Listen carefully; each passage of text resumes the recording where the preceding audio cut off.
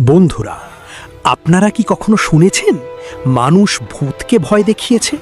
সাধারণত আমরা জানি ভূত বা রাক্ষস দেখলে মানুষ ভয়ে আত্মরাম খাঁচা ছাড়া করে পালায়।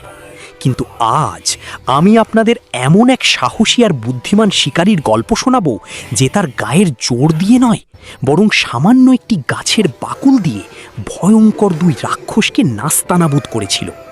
এই গল্পটি আমাদের শেখাবে যে চরম বিপদের সময় গায়ের শক্তির চেয়ে মগজের বুদ্ধি অনেক বেশি কাজে দেয়।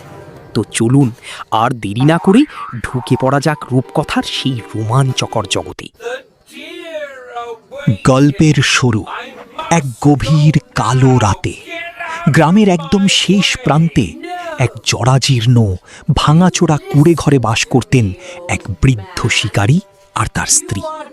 তাদের সংসারে নুন আনতে পান্তা ফুরায়। সেদিন ঘরে এক দানা চালও ছিল না। ক্ষুধার জ্বালায় শিকারী বুড়ো অস্থির হয়ে উঠলেন। তিনি তার স্ত্রীকে বললেন, শোনো, এভাবে হাত গুটিয়ে বসে থাকলে চলবে না। আজ রাতেই আমায় শিকারে বেরোতে হবে, নইলে কাল আমাদের না খেয়ে মরতে হবে। তার স্ত্রী ভয়ে কেঁপে উঠলেন। তিনি দরজার সামনে হাত বাড়িয়ে দাঁড়িয়ে বললেন, না, আমি তোমাকে এই অমাবস্যার রাতে কিছুতেই জঙ্গলে যেতে দেব না। তুমি জানো না বনের ভেতরে কত ভয়ঙ্কর রাক্ষস আর বুনো জানোয়ার ওত পেতে থাকে? তারা যদি তোমাকে খেয়ে ফেলে তবে আমি কি নিয়ে বাঁচব? বুড়ো শিকারী কিন্তু দমে যাবার পাত্র নন। তিনি জেদ করে বললেন, না খেয়ে ধুঁকে ধুঁকে মরার চেয়ে রাক্ষসের পেটে যাওয়া অনেক ভালো। তুমি সরো দেখি। এই বলে তিনি তার পুরনো তীর ধনুকটা পিঠে ঝুলিয়ে অন্ধকার রাতেই জঙ্গলের পথে পা বাড়ালেন। গ্রাম পেরিয়ে বুড়ো ঢুকে পড়লেন ঘন জঙ্গলে। চারিদিকে ঘুটঘুটে অন্ধকার, এতটাই অন্ধকার যে নিজের হাতটাও দেখা যায় না। মাঝে মাঝে ঝিঁঝি পোকার এক ঘেঁ ডাক আর দূর থেকে শিয়ালের হুক্কা হুয়া ভেসে আসছে। গাছের শুকনো পাতাগুলো পায়ের নিচে মচমচ করে শব্দ করছে। বুড়ো যত বনের গভীরে যাচ্ছিলেন তার মনের সাহস ততই কমছিল। মাঝে মাঝে কোনো নাম না জানা বুনো পাখির ডানা ঝাপটানির শব্দে তিনি চমকে উঠছিলেন। তার মনে হতে লাগলো, বউ তো ঠিকই বলেছিল, এই মাঝরাতে একা শিকারে আসাটা বোধহয় ঠিক হয়নি। যদি সত্যি কোনো রাক্ষস সামনে পড়ে তবে আমার হাড় গরু খুঁজে পাওয়া যাবে না। ঠিক সেই সময় বনের ঝোপঝাড়ের আড়ালে দূরে একটি আলোর রেখা দেখতে পেলেন তিনি। বুড়ো ভাবলেন, নিশ্চয়ই ওখানে কোনো পথচারী আছে। সাহসী বুক বেঁধে তিনি অতি সাবধানে সেই আলোর দিকে এগিয়ে গেলেন। কিন্তু একটি ছোট ঘরের জানালার ফাঁক দিয়ে উঁকি দিতেই তার কলিজা যেন শুকিয়ে গেল। জানালার ওপাশে ঘরের ভেতরে কোনো মানুষ ছিল না। সেখানে বসেছিল মস্ত বড়, মাথায় শিংওয়ালা, ভয়ঙ্কর দেখতে দুটি রাক্ষস।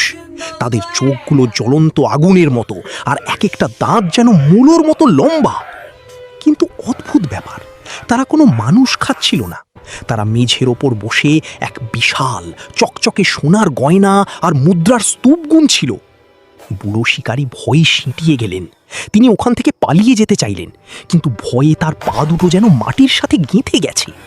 ঠিক সেই মুহূর্তে তার পা ফসকে একটি শুকনো ডাল মট করে ভেঙে গেল। সেই শব্দে রাক্ষস দুটো লাফিয়ে উঠল। ভয়ঙ্কর রাক্ষস হওয়া সত্ত্বেও তারা একে অপরকে জড়িয়ে ধরে থরথর করে কাঁপতে লাগলো।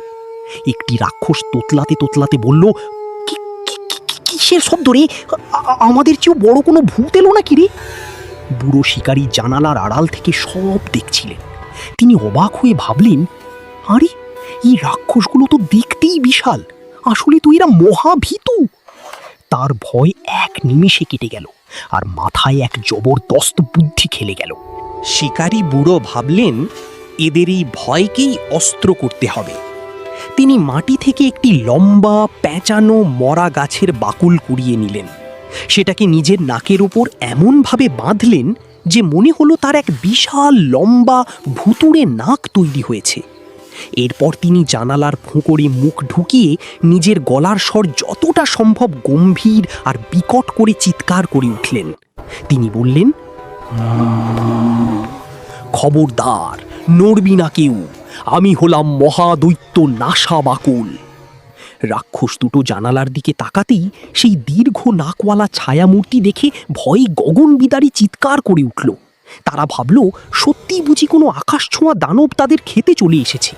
তারা বলতে লাগলো, ওরে বাবারি, নাসা বাকল এসেছে রে, পালা পালা, নইলে আমাদের আস্ত গিলে খাবি। প্রাণের ভয়ে রাক্ষস দুটো পিছনের দরজা দিয়ে এমন দৌড় দিল যে আর পিছন ফিরেও তাকালো না। রাক্ষসরা পালাতেই বুড়ো শিকারী হো হো করে হেসে উঠলেন। তিনি বীর দর্পে ঘরের ভেতরে ঢুকলেন। মেঝের ওপর পড়ে থাকা সমস্ত সোনা দানা, হিরে জহরত একটি বড় পুটুলিতে বাঁধলেন। তার মনের আনন্দ তখন আর ধরে না। সকালের সূর্য যখন বনের মাথা চিরে উঁকি দিল, বুড়ো তখন ধীর পায়ে গ্রামের পথ ধরলেন। বাড়ি ফিরে তিনি তার স্ত্রীর সামনে সেই সোনার পুটুলিটা খুলে ধরলেন। তার স্ত্রী তো অবাক। বুড়ো হেসে বললেন, দেখলে তো, শিকারে গিয়ে হরিণ না পেলেও বুদ্ধির জোরে আমাদের কপাল খুলে গেছে। এখন থেকে আর আমাদের কোনো অভাব থাকবে না। বন্ধুরা, এই গল্প আমাদের শেখায় যে বিপদ যত বড়ই হোক, সাহস আর বুদ্ধি থাকলে আপনি যে কোনো রাক্ষসকে জয় করতে পারেন। আজকের এই গল্পটি আপনাদের কেমন লাগলো কমেন্ট করে আমাদের অবশ্যই জানান। যদি ভালো লাগে তবে লাইক দিতে ভুলবেন না। আর এমন আরও রোমাঞ্চকর গল্পের জন্য আমাদের চ্যানেল গাইডিং গ্লো বাংলা টিলস সাবস্ক্রাইব করুন। ভালো থাকবেন। ধন্যবাদ।